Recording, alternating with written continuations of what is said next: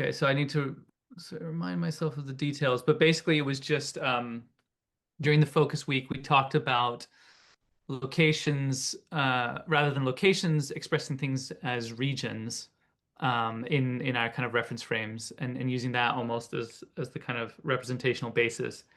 And I mentioned that there was something about the top-down connections that had been bothering me, and I wondered whether it could be a partial um, I don't know, solutions may be a strong word, but just like it could be related to that.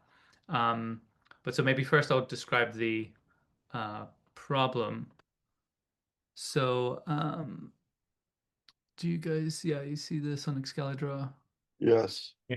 Um, so yeah, if we imagine we have this setup where we have two columns that are related in this kind of co-located relationship. The bottom one has learned logos and kind of the mug object, and then the top one is going to learn compositional objects. So mug with TBP logo, mug with Numenta logo. So this is kind of our standard setup.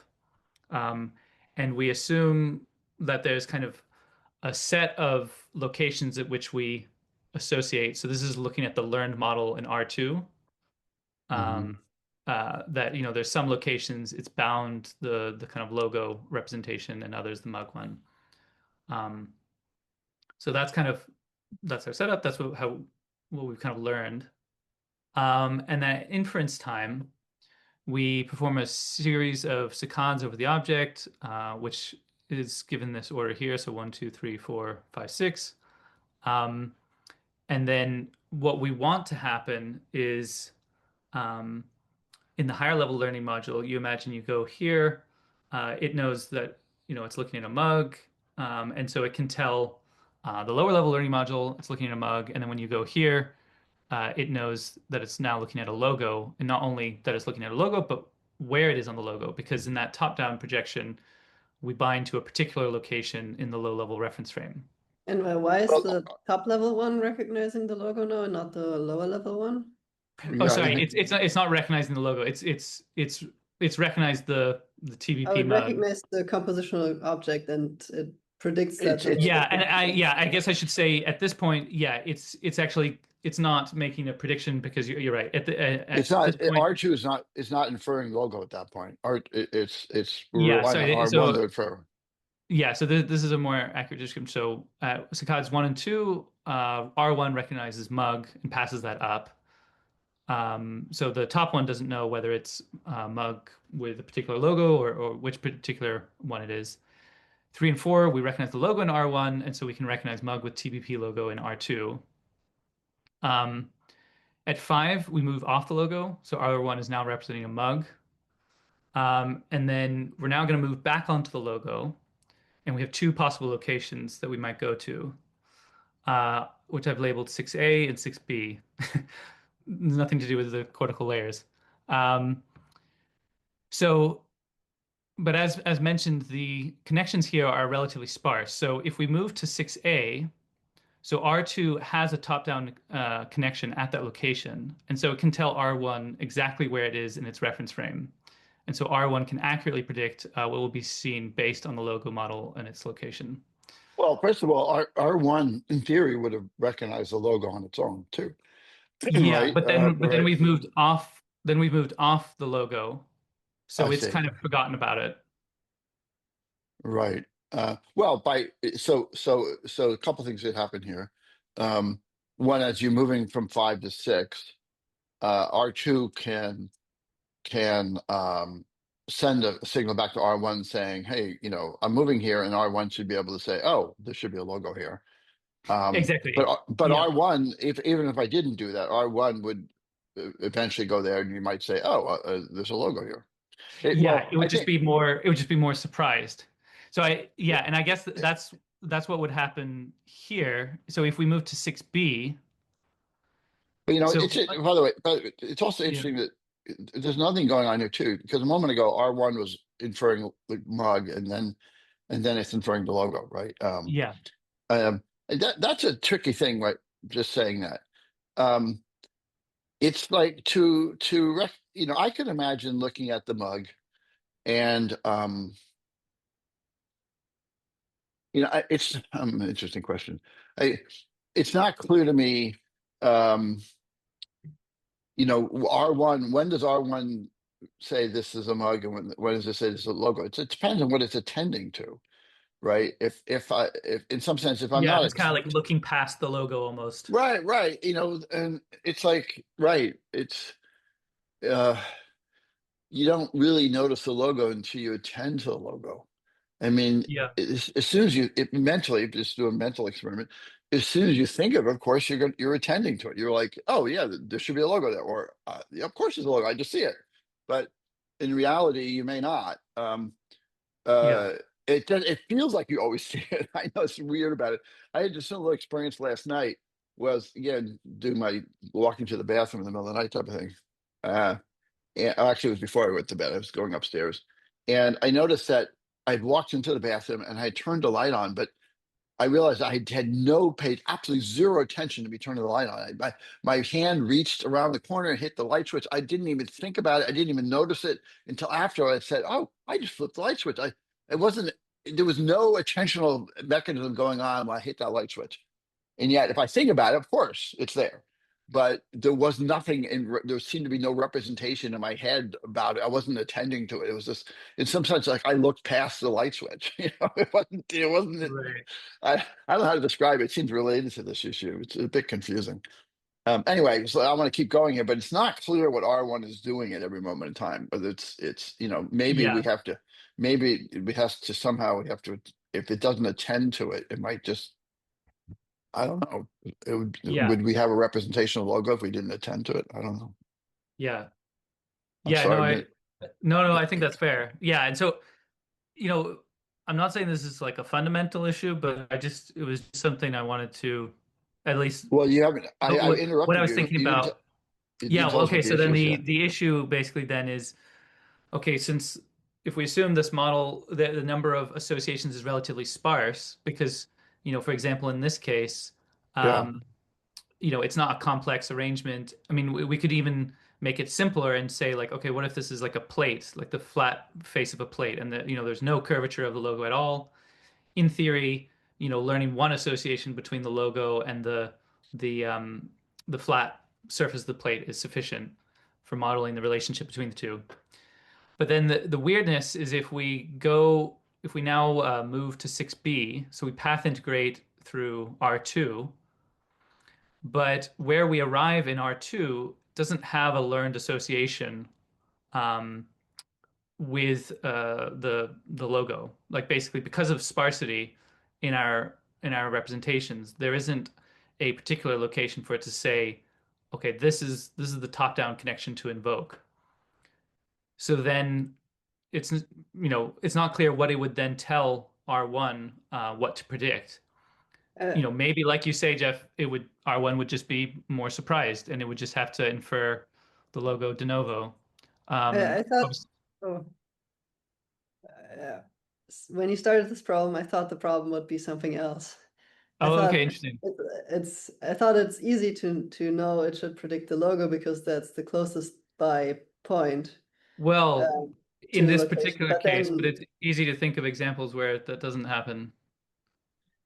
uh, yeah, I guess I mean it would make sense to have some kind of heuristic to lay down points where changes happen. So where the logo ends and the mug Right. begins would be where we store the points. But Yeah, so that I would thought help, the for issue example. you would bring up would be that it would make very imprecise prediction about where we would be on the logo in the lower column. I mean, I guess that's related. It's related. So if you use a heuristic to pick a point, then it's going to be imprecise, or Yeah, it's going to be the wrong location, basically. you would You predict the know, rough location in the child object. That's yeah, might be far off Like from where you. it's going to tell you you're here, and Yeah, like I don't know. I think the edge things has problems as well because it's like then we need kind of a point for the mug and for yeah, and for you the know, it's kind it, of like the off object thing. we could just imagine, sort of, observing myself. If I were to see this mug for the first time and I saw the logo on it, even if I know the logo, I'm wondering what my saccades would do. I think. it feels, and I have no evidence for this other than what it feels like. It feels like I would, the moment I recognize a logo, I would look at multiple points on it, maybe even the extremities of it. It'd be like, it's like if I have a mug, all of a sudden I see the logo on it. Would I just do one saccade and say that's it? Or I would probably look and go, oh, look, there's the logo. There's the things that go left and right, up and down. I might make quite a few little fixations on it. Um, the first time I encountered the mug. Um, and it would capture a lot of these points. If for example, I saw this mug for the first time and it was flashed in front of me, and my fixation point was in the little graphic on the left. What would I feel if this flash in front of me? I think, oh, I think that's a Thousand Brains logo, but I didn't confirm it really because I only saw the little graphic on the left. Right. And then would I be able, would my predictions be as good? I Yeah, don't or think like, so. yeah, if you looked at project and it actually said like, I don't know, You know, Poland or something else, right, like right. you'd be surprised because it wasn't the logo, but like, Right. Or if it was angled, like we had in the paper example where we have the logo changing or something like that. yeah, I'm just wondering, I'm a real practical point of view. I'm wondering if we actually would essentially attend to multiple points on even almost some of the boundaries of the logo. yeah, that's what we've been saying. Would Yeah, I, yeah, I don't know, but it's conceivable that's what my brain would do. yeah. So essentially, that you know, this isn't as much of an issue if we don't assume like extreme sparsity. Um, Right, right, right.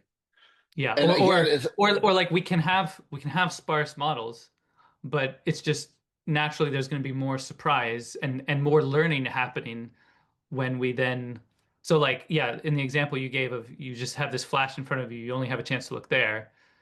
When you then later attend to here, rather than having like a strong prediction, it's more going to be like, well, I'm just going to continue doing learning because now I'm seeing where the logo actually is. right. Uh, Or, or you might, if I want to make a prediction about it, it might be more out of loop type of problem. Like, okay, well, I saw the icon here, assuming it's the logo, I could then, try to calculate it or something. I don't know. Um, yeah, yeah. So you're saying I'd like a almost, very explicit like transformation where it's like, okay, I'm gonna have moved a few centimeters through along the maybe, I don't surface. know. Yeah, Right, right. yeah, I don't know. I guess I'm saying I'm not too worried if we make the assumption that it's not too sparse, um, yeah. then the problem goes away a bit. Also, we've talked a lot about in the past about how real neurons can extrapolate between points, and so Right. just sort of figuring out the boundary of making maybe like three or five, maybe I might look at that logo for a couple seconds, in which case I make six saccades, and that could pretty well define the boundary of the whole thing, especially if I'm extrapolating between those points. Um, Yeah, and I guess that's the question is, how we, for example, extrapolate because it just kind of it relates to this feeling that, maybe we aren't representing things as like points aren't maybe a good description, but neither is just like a Gaussian ball that right.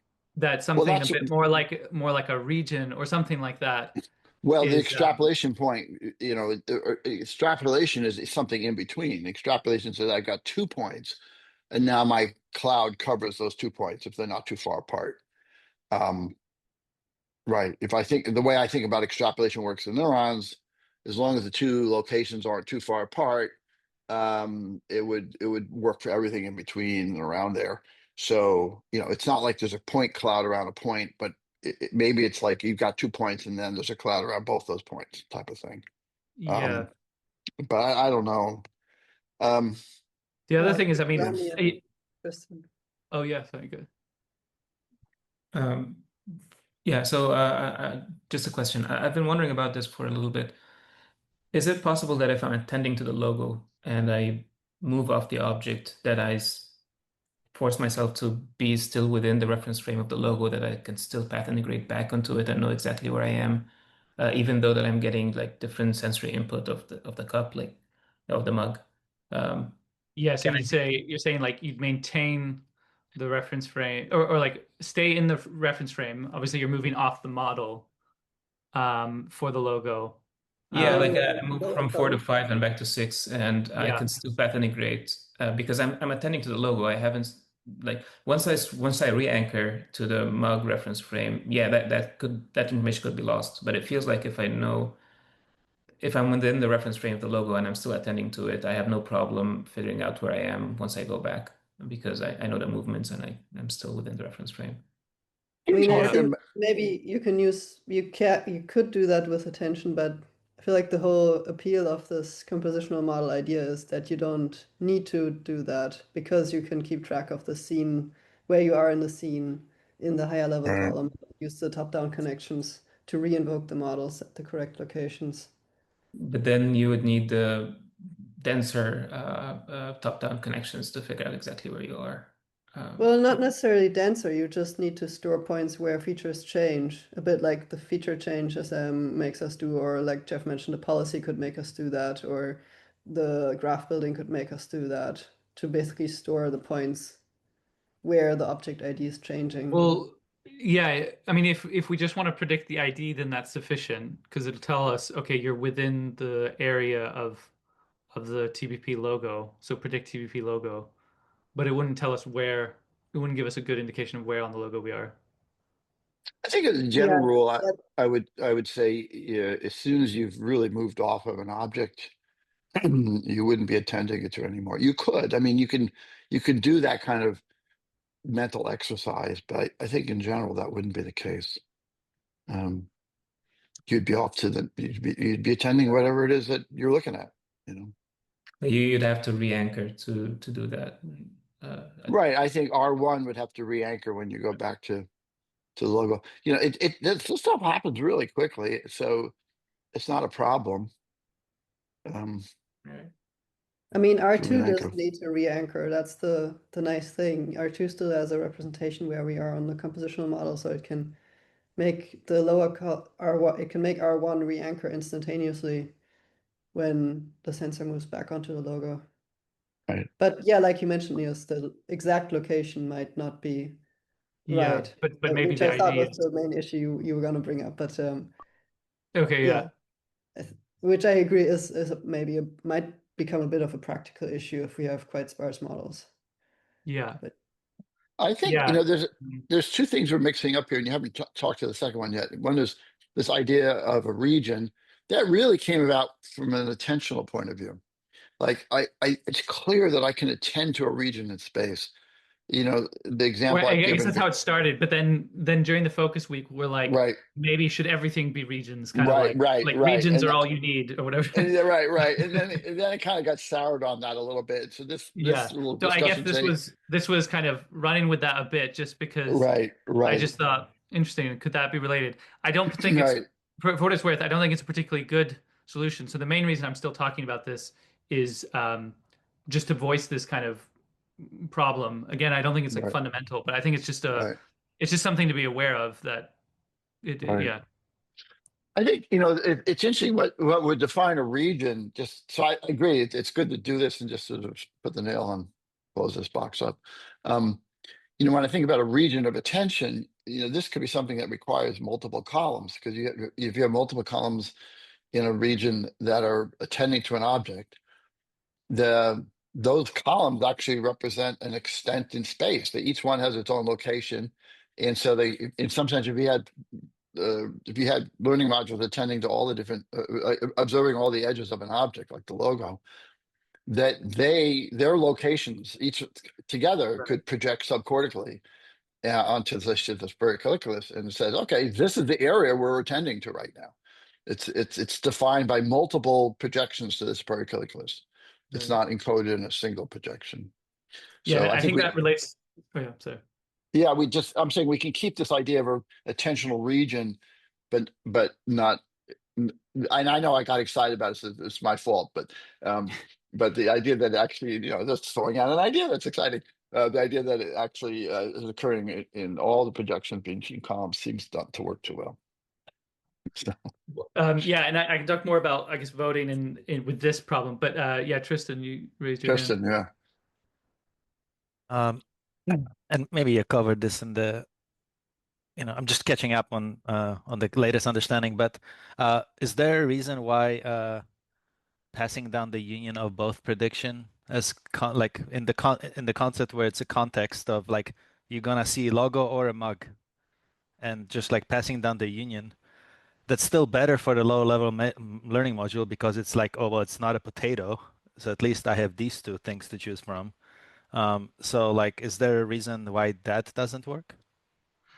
No, I think that's fair. At least again, in the case of the object ID, like it doesn't tell you exactly um, kind of the where you're going to be in those reference frames. But no, I agree that that could work for just like, as you say, Well, reducing But surprise. R2 knows where it is in its R2's reference frame, right? And only R1 knows where it is in its reference frame. And R2 only passes down the object ID, right? Or is it R2 object passes down ID the and object the ID, and if there's a link between the reference frames, then it can tell wait. R1 Uh, where it is. R2 doesn't. Does R2 pass down the object ID? I thought well, R2 is just passing down the Wait, no, location. it predicts an ID. That's No, like the it's no, L1. passing. so R2 doesn't know anything about the object ID or location representation in R1. It just passes down what it currently senses, and R1 has learned an association to that. So a specific location in R1 might have associated with that current active representation in R2. But R2 Right. doesn't need to know about that specific reference frame in R1. Right. And remember, the location is unique to the object. So and so, so and so they're so discrete, so R1 will never know. Here's a union, it's like R1 never has seen it, so it's not gonna know what to make of it. Okay, I see why it doesn't work now. Okay. Well, Wait, I wasn't thinking that it wouldn't work because of that. Still feel like if it's a union, it could still activate what's associated with both of these SDRs. right. well, our current theory doesn't have it being a union, right? It's a location in R2. And that's at the moment that's not a union. And so But basic it's also an association in L1 apical dendrites. It would be more Um, like basically R2 would send two feedback axons that are both activating things that are associated in R1. right. Basically, but do you think that's happening? I don't think that's happening. Do you think it's I mean that would- well, in my mind, that would be the equivalent of sending down a union in like well, neural right. It would be two network. populations of cells, but I don't think Yeah, we're well, I don't want to go there yet if we don't have to. it would basically in the model that Niels showed, if there are two points nearby in the model in R2, Uh, then both of those points could be activating their feedback projection. And then the feedback projection could be activating two SDRs for two possible object but ID in the lower but column and but I two don't get it. possible I locations. mean, R2 only has one location, right? I mean, it could be a Well, fuzzy location. but based on its path integration, say it's here. Yeah, Um, so yeah, so that will be a very specific bump of cells. right. So yeah, it feels like again maybe it would only happen if you were really like I really want to know what I'm going to see here or like I really want to know what I'm going to see if I move here. Give me all the predictions in that neighborhood or something. Um, But I I don't think guess we don't I need to go there. I don't think. yeah. Okay. I guess I'm I'm supportive at least of what you're saying, Tristan, in the sense that it feels similar to like some of the bag of features stuff that we've talked about recently, where like we can still get useful predictions um, even when we predict kind of multiple things. Like again, I think there was a good example you gave, like just knowing it's not a potato is better than being totally kind of uh, ambivalent or unknowing about what you're going to see. But I guess yeah, right. But I guess the question is, does R2 send back two different things simultaneously? I mean, I don't see a or like reason why it multiple. shouldn't be able to, because if at the current location in R2's reference frame it didn't actually store a feedback connection or learn a feedback connection or store a point, then it would just invoke the nearest by point. And if there are It would several run. points with similar distance, it could just activate No, it would. several No, it points would. No. R2 has a point. It's whether it learned anything at that point or not. It has a point.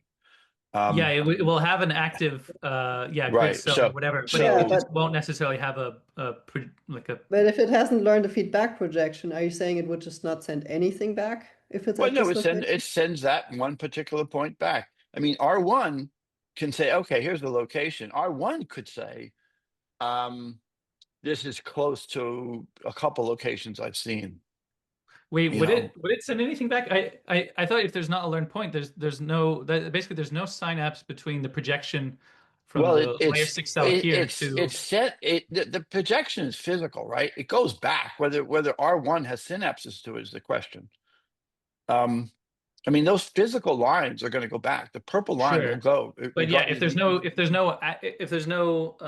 associative synapse that's grown Right, there, then right, it's not going to have any right. effect. So only if that point that's been coming back is close to some points that have been learned. Let's say it's not exactly A or B, but it's in between A and B. If it's close enough, then R1 might say, hey, this is a little bit like A and this is a little bit like B.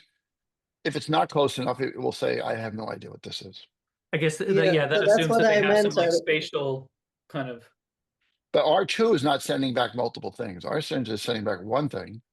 It's always sending it back. And whether there's any synapses in R1 is an interesting question.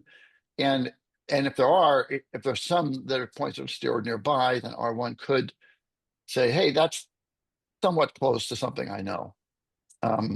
You just lower a threshold, and instead of requiring, 20 synapses, you get 10 or something like that. This Well, closeness is or like maybe a simpler.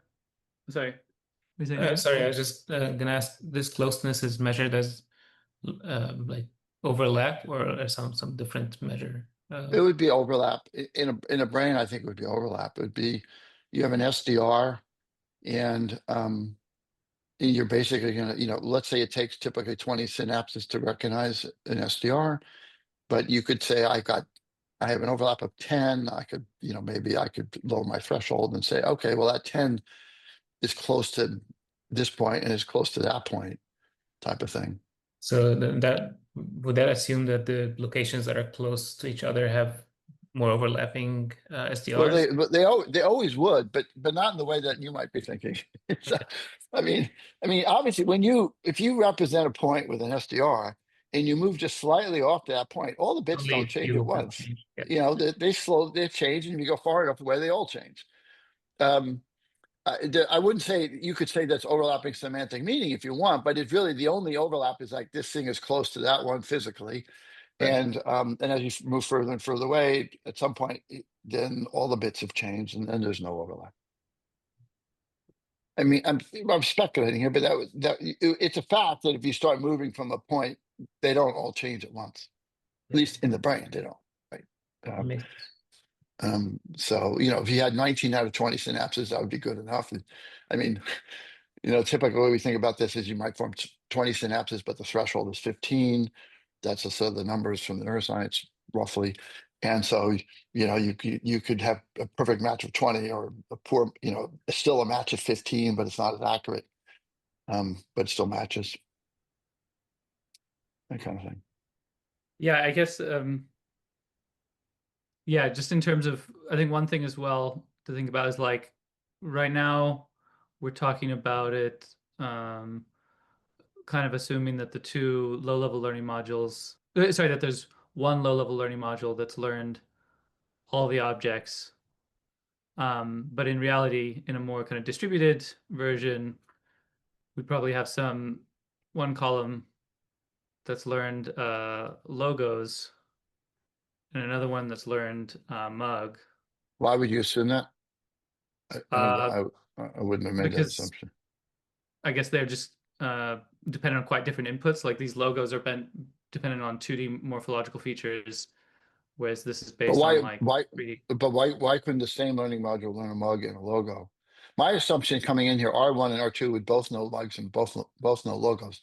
They may not have share the same scale. Yeah. So that not always would both recognize an object. I But guess okay, I wouldn't say maybe that it's not like this one can't learn the mug, but I'm just thinking there's some learning modules which would learn the logo better because again they recognize things like excuse me oriented edges on a 2D surface, and another one has a concept of depth and recognizes things like um, 3D edges, and all so right, builds up I, of I mug. that's a new assumption. I don't think we've talked about before. At least I don't remember talking about it. Okay, yeah. My assumption all along has been the same learning module can both those things. Again, at various Well, scales. yeah, okay. Uh, I guess this would learn like a different model of a mug then. Like it would be more like sorry, the one getting 2D features would get Why do would we? learn more like an This is outline. let's talk about it because did we are we assuming that some learning modules are 2D and some are 3D? I didn't know that. I wasn't under the assumption of that. They Oh, really? can detect different kind of features, like for example, the orientation of a printed line on the mug wouldn't be detected by like a learning module that focuses on surface normals. That Uh okay. If I'm thinking about a vision system, like my eyes, I don't I'm not sure there's a distinction between those. So as in, so like maybe some V1 columns which get direct thalamic input, they may not actually have access to depth information. So they like that's something we talked about that maybe depth is something that Okay. emerges in specialized cells in the sub All layers right. of So you're cell maybe it's core. like saying if you look at V1, some columns are taken from both eyes and some don't. Something like Yeah, that. but so in Yeah. this case, it's like okay, it sees edges oriented in retinal space basically. So that would recognize it would learn models kind of like line drawings or silhouettes or things like lettering and Okay. logos. But then you have other higher up, maybe V2 learning modules or something like that that have this better concept of depth, and then so they learn Well, yeah okay, that's pretty interesting. I mean, maybe this is there. I forgot it or I didn't know it. it's That related to the surface models we talked about last week. maybe I And didn't understand it. So I'm sorry. um, what the way I would think about that now is that okay, V1, you have all these learning modules, they're all the same, but their sensors are different, right? So maybe you could say, hey, this learning module gets input from a patch, it's just the left eye. And this learning module gets input patch that's just the right eye. And this learning module gets input from a sensor patch that's two combined together. If from the learning module's point of view, it's just one sensor patch, but it's just a three-dimensional one, perhaps something like that. And so it's almost like there's different sensors as opposed to different learning modules. It's like yeah, because I don't and want that's this. I don't why. want the learning module to know the difference. If we can avoid that. Um, Yeah, yeah no, so, no, but that's not what Niels is saying. It would be okay, exactly the same learning module. I would just get different types of input. Like for one, the orientation is defined by the orientation of the bar of the letters, and for the other, the orientation is defined by the surface normal of the mug. interesting. Okay, that's really fascinating. You guys have obviously thought about this a lot. I missed that completely. I'm sorry about that. Um, yeah, This was very well. Yeah, maybe we need to just review the last week's presentation that Vivian gave on the object distortion about the remember like the 2D tree and how that could be used to detect bent trees. Like this was like one of the solutions that was proposed to solve that. I guess I didn't follow it. Then I missed it. I remember I that think tree. I it, remember talking about the tree. I Okay. think it's a really powerful concept that we can use to solve a lot of problems. But I maybe we need to play around with it a bit more. No, I Yeah. think my prior was assuming that we're always talking about learning modules doing everything, and therefore what you talked about, I just fitted into that, and so I did. I didn't realize you were saying that. Oh, this learning module is learning, point normals, and this one's learning edges on 2D space. You probably said it, and I Yeah, didn't I'm kind of I didn't register it. I'm kind of going a bit more in the opposite direction at each I'm trying to think a bit more about like each column getting slightly different features as input and then therefore being able to learn different types of models. And Right, then right. that helps us Okay, really generalize and recombine and be able like if we have the setup that Niels just showed with the two learning modules at the lower level, that allows us also at the lower level to keep predicting the morphology of the mug, Exactly. even if we're on the logo. Um, Right. It Because is a that's what I was powerful thinking, idea. like we don't need a union in that case. Right. Or like there's kind of a union, but it's a distributed union. It's or basically, we can learn associations with both of these in parallel, and then R2 would So, make so predictions one of would both. basically, there's two R1s here, two columns in R1. One is actually going to stick on the mug. It's not going to change. It's just you can Yeah, surface normals.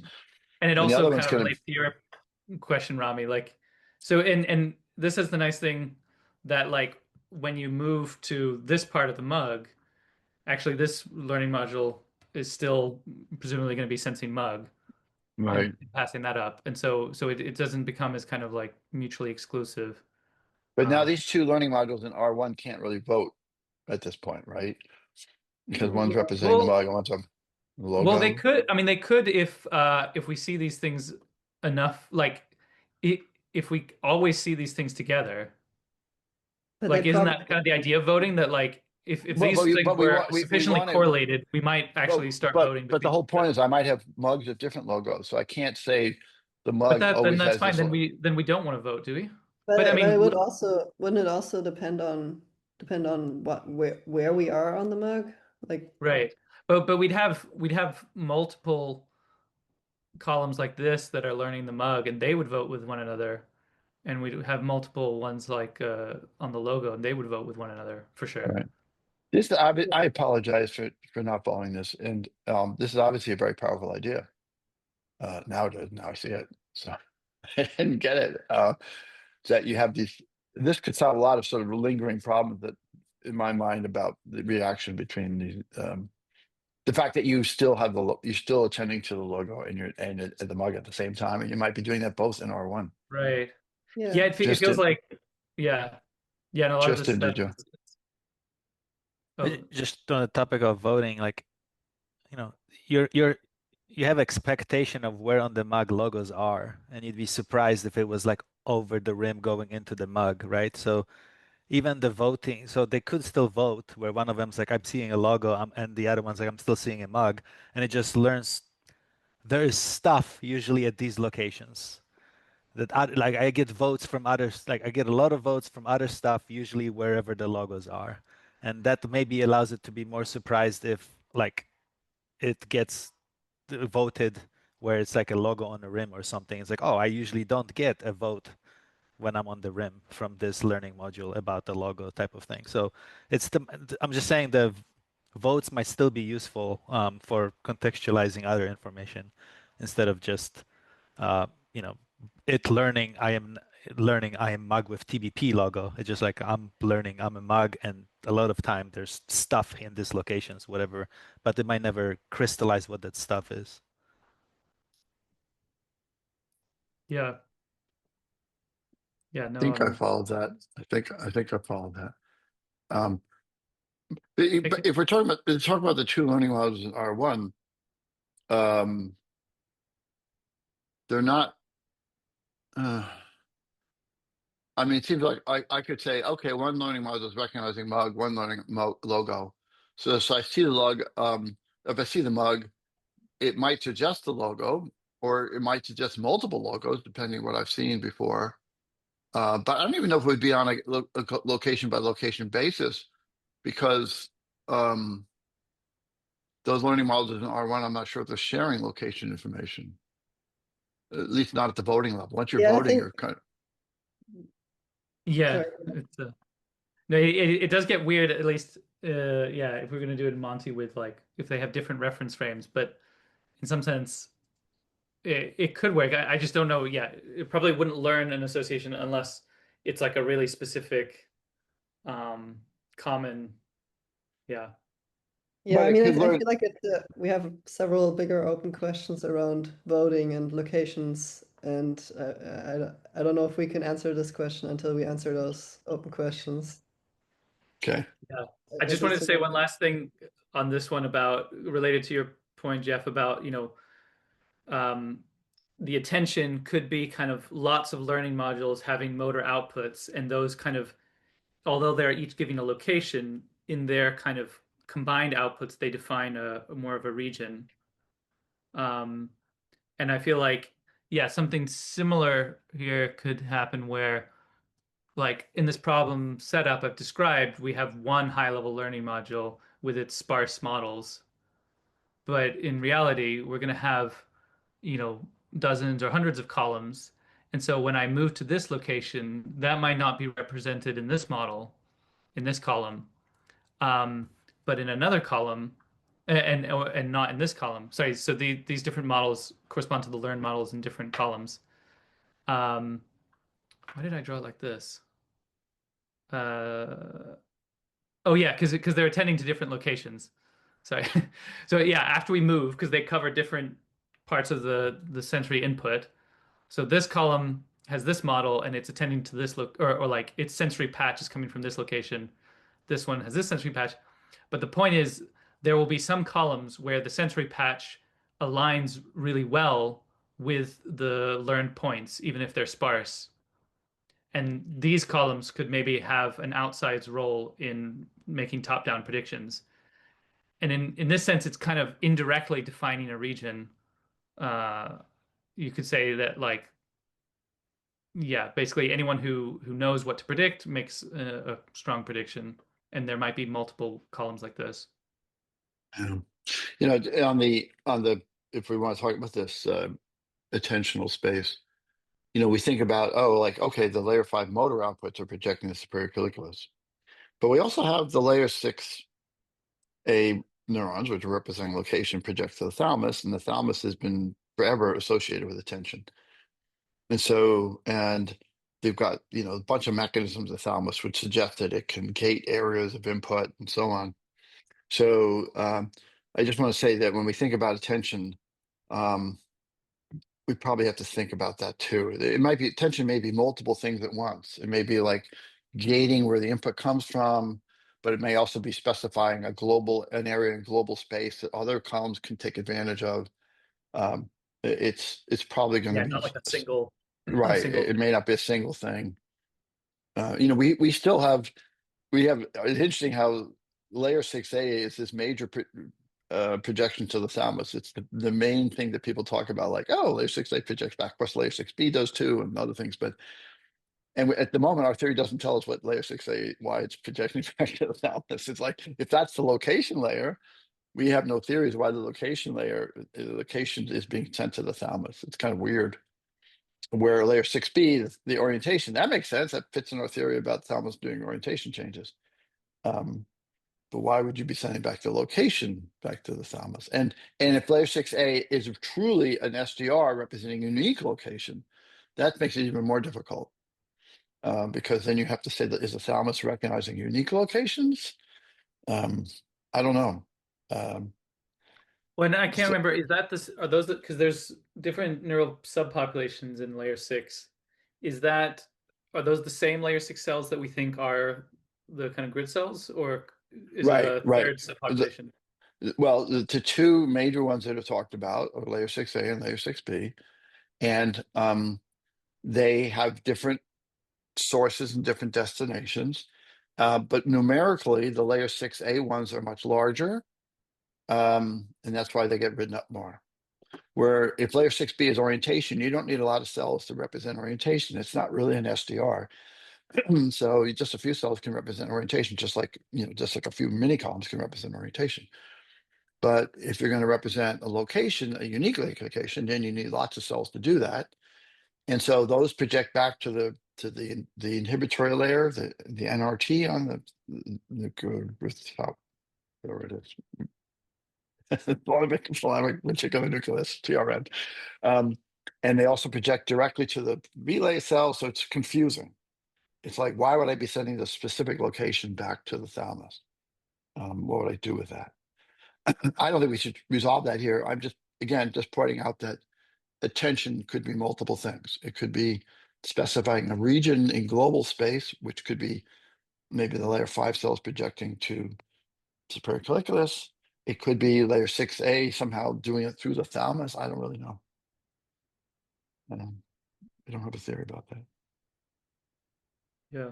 Maybe we can resolve that in a couple of weeks. Yeah. Got it. Cool. Well, anyways, Got that it. was that was everything I wanted to bring up on that. But Those are nice drawings. okay, thanks. And They're very yeah, I mean, I helpful. think it's encouraging. Yeah, I don't think it's a major issue, and it seems like there's so many things. The more we go full Monty, to use your words, Vivian, the Do we have more to, problems do we seem to have to fall do away. that?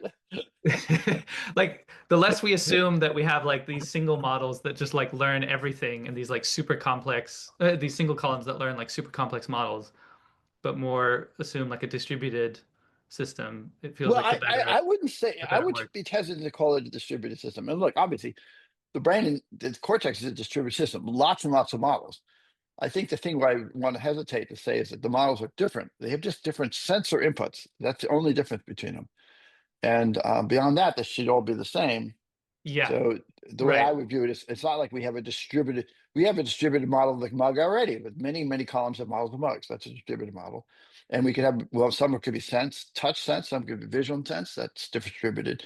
And now we're saying within vision, there could be subsets of vision that we can think of the eyes as really kind of different types of sensors. And they could, and so if we pass some of that sensor combination to one module, it'll learn a model of the mug that's different than, than the one that's just edge detector, something like that.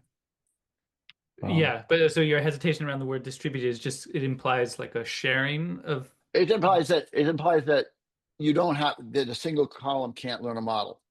Oh, I see. Yeah, yeah, right. That one is yeah. Okay. That I that guess you can't you can't a thousand brain system. That's what it is. right, That's right. the Every only every the every only column can learn a adjective. model, and now if you have two eyes and they can do you can do depth. Well, now you can have some. It's like a different sensor, and just like a bat has sonar, right? It's like a Right. different sensor, and so yeah, they happen to be in the visual system because they're both coming from the eyes, but they're really sort of separate sensors coming in. Just like we've already done that with morphology and behavioral models. So now when I talk about morphology models, I have to think about it could be one of two different types of morphology models, right? I could have one that's edge detection, and point normal detection, and one that's 2D edge detection. Is that right? Yeah.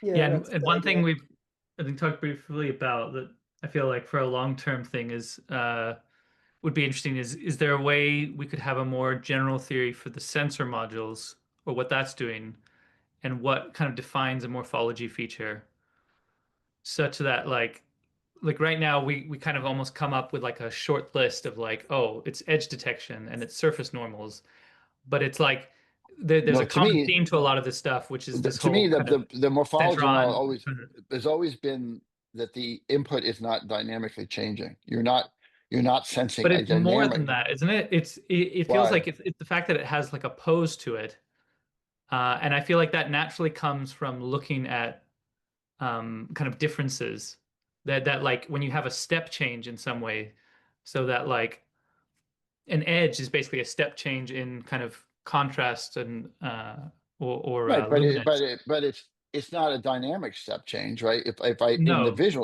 right. visual system I have But Parvisode and that's different from Magnesode. just like a color, like just a single color. Or yeah. Anyways, I think the we're point already kind of is maybe if 15 there's minutes over, something so like maybe a general version of Gabor filters or whatever that you can use to detect edges in 3D, edges in 2D, changes in edges time. exactly Yeah, edges and sound. Like what would be like maybe that would just help us understand like what is the auditory equivalent? What is the equivalent in the electromagnetic spectrum for an animal with a that can sense that? Um, Right. Well, we didn't, because I mean, because you've talked, Jeff, about like how the center surround kind of contrast is very universal. well, it's Basically, what that if whatever the output of that is kind of by definition the morphological feature, and that something that isn't center surround can is just kind of non-morphological features. well, I mean like color. I Yeah, mean, the evidence we have, at least from or the like eye. temperature. Like temperature would be a somatosensory Well, it's non-morphological funny feature. that, well, is it? Because here's the thing about temperature. You know that if you put you put like hot and cold. What is it? Just a little. You can trick your body if you grab something and it alternates hot and cold.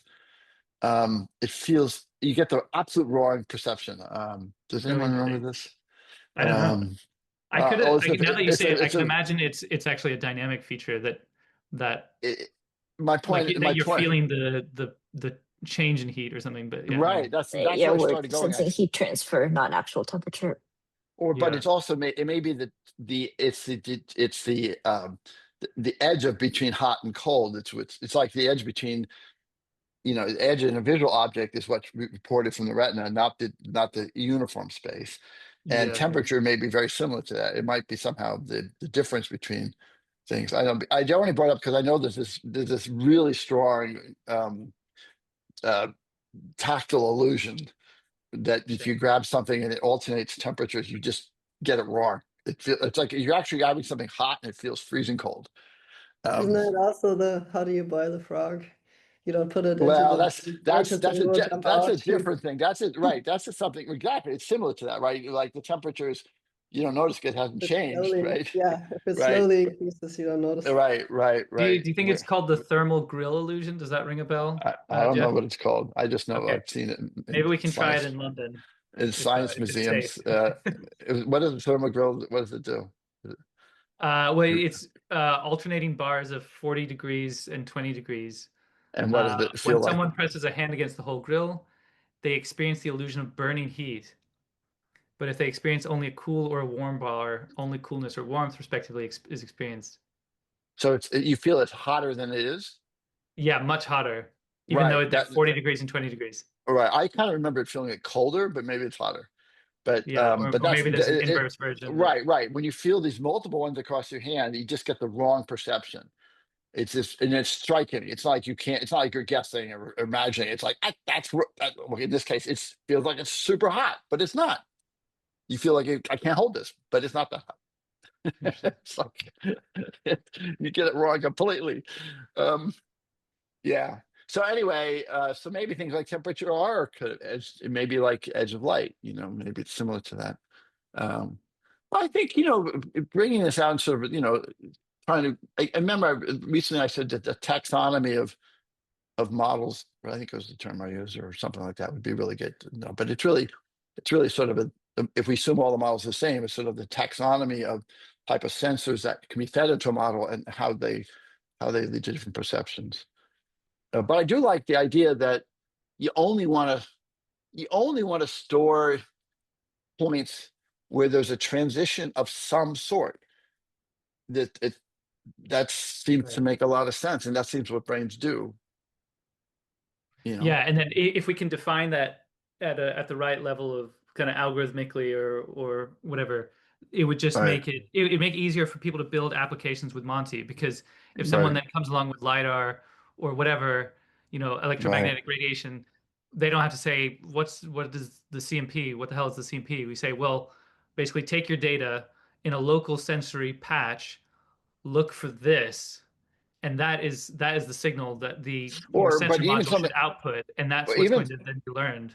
but even takes like lidar. It could be like vision, where you might get multiple types of sensors out of it. Right, you might be an Yeah, equivalent to. yeah, right. There might not be just one Right, thing. you might say, I want depth information, I want edge information, I want changing depth information. I mean, you could. Right. Any one of those would work. Um, Yeah. so I think that broadening it out to like, vision is not vision, touch is not touch. I mean, vision is multiple sensors, and this is sort of known for a long time, but not at the level we think about it. Vision is multiple sensors, touch is multiple sensors, maybe audition is multiple sensors, LiDAR is multiple sensors. It's just a It's basically physical substrate. everything's multimodality already. Right, you can extract out different types of features from the physical modality, from the physical hardware. So eyes are just a convenient way of moving around multiple sensor sort of extractors at the same time. Right. Um, It's interesting. cool. I like this. It's really cool. I just think about that way. Yeah, and I guess just as a teaser for what's to come, so Jose has been working on the kind of different type of sensor module for the more edge detection style, and then now Jose and Rami are putting together the configuration for the kind of setup that Niels just showed with the two lower level learning modules. So we'll experimentally see how well it works pretty soon. You know, hopefully. now you mention this, now I understand. I've heard that you're working on things before, but I didn't understand it. So my apologies for that. Um, I wasn't up with you guys. I was stuck Yeah, I in my mean, old way at of thinking. first it No, no felt worries. a bit more like a more specific solution to a problem, but now it feels Right, a lot more general and powerful to me at least. right, So yeah. right. Yeah, and I also thought it's felt more concrete to me now that we were describing how it would be configured in Monty, because often it's, I don't know. I feel like it often helps once we get to that stage because otherwise it's, yeah, it can be quite non. you know, along the lines here, it's like one of the things that's always bothered me. It's still with our melody. You know, melodies are learned um, in two ways. I've talked about this many times. One is you learn it as a set of intervals, but you also learn it as a set of absolute values, right? So I can sing back, you know, yesterday the same key that Paul McCartney sang it, even though I don't know that. But if I do, it will come back out. And but I also can recognize and play the melody back at any key and any starting any point. And this always bothered me. And I remember Vivian in the past said, "Oh, don't worry about it. We'll just extract out the interval." I'm like, "Yeah, how's that happen?" And I still don't know how it happened. I started reading about the cochlea, and it's very, very complicated. I gave up. So you know, it wasn't clear that could happen, that interval detection could happen in the cochlea, but it could happen elsewhere. It could happen in the inferior colliculus because the cochlea doesn't project to the cortex directly, unlike the retina. I mean, it only projects the cortex through intermediate, two intermediate steps, I believe. Inferior colliculus is one of them. So it could be extracted elsewhere. Anyway, my point is, same other thing happening there. Maybe we extract out intervals, and that becomes the input to some To learning one model modules, maybe, and right? then All right, and we and maybe shot that another model is like my other specific models to, specific things, and so right, instead of having, I always imagined there's a single model, right, and that single model could be, I could apply it with invariance, you know, or not with invariance. It's like, right, but maybe it's not. Maybe it's two models. There's the Paul yeah, McCartney model, and by the way, I could hear his voice singing it, you know. So there's a model of yeah, his voice, and then I have another model. Somehow it's independent of him, and it could be dogs barking, you know, and I could still recognize the melody. Yeah, I yeah, So like that idea. That's really, really nice. Nice yeah. way that we could That solve feels a it. much better solution than Yeah. last time we talked about music. We had all kinds of ideas for yeah, how to have this like perfectly invariant learning module, but right. But obviously I'm there's just still following some what cool stuff going on. you already made this. This is exactly what you've already decided to do in Vision, which I didn't understand. So I'm just taking that Vision idea and extending to Audition. Wow, Yeah. that's a big step for me today. You guys maybe understood this already. That's a big step for me. No, No, but I mean, I definitely didn't I think about definitely the hadn't thought about it music. auditory I thing. don't know if Vivian Yeah. had, but yeah. So yeah, no, I think that's It cool. makes it makes Monty much more interesting, don't you think? It's like you can just come Yeah. up with dozens of different types of sensor combinations and say, let's try this, let's try that. Yeah, Yeah, I mean, in a sense, it's a bit like our behavior solution. Just give it a different input, and then we can Right, mix and match them however we want, and we can get all this nice invariance. And right, while still being able to recognize specific things. right. Although with behavior models, we've decided to segregate them into what and where pathways. Maybe that's not necessary. I don't know. But we did segregate them. Well, yeah, But we at least said they would get different input. There would be a separate column that get different input. Maybe that it's and where what wasn't that more just based on the neuroanatomy? We just said as in the brain, for whatever reason, like optic flow information tends to mostly yeah, get routed to the parietal cortex in the same way that right, yeah, auditory information goes to right. temporal But or here whatever. we're saying in visual cortex we're intermingling the 3D the 2D edge detectors and the point normals. Which is fine because it looks like V1 is like that. If you remember, you think about the hierarchical column, you got these columns, you have these columns that are like left eye, right eye, both Right. eyes, you know, in yeah, 3D. Um, yeah. we never understood, I never understood how that would be. I just kind of pushed it off to the side. But this explained it. Says in this case, we mix them together. Yeah. Yeah. Maybe, you know, but I guess it really doesn't matter other than in terms of voting and the connections for compositionality. Those are just conveniences. Where you locate these modules really doesn't make any difference other than the wiring conveniences. Right. Yeah. Okay, cool. That's probably a good stopping point. It seemed like that was like a big thing. To me, it was. Yeah, Wow. right. That's, Tack on 10 minutes after the talk. We're like, oh my God.